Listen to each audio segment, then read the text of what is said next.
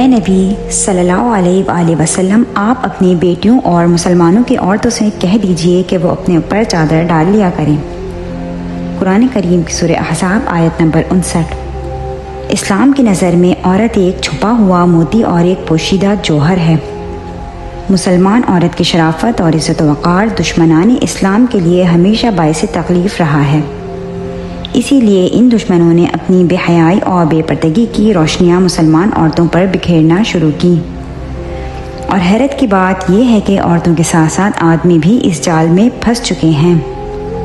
سعودی عرب کی خواتین کا پردہ ہمارے لیے ہمیشہ سے بہترین مثال رہا ہے، لیکن شیطانی فتنہ وہاں بھی پہنچ گیا اور وہاں کی روایات اور مثال سب نے دم توڑ دیا۔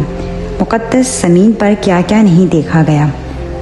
یہ لمحہ فکریہ ہے کہ ابھی بھی سنبھل جائیں کہ وقت ہے۔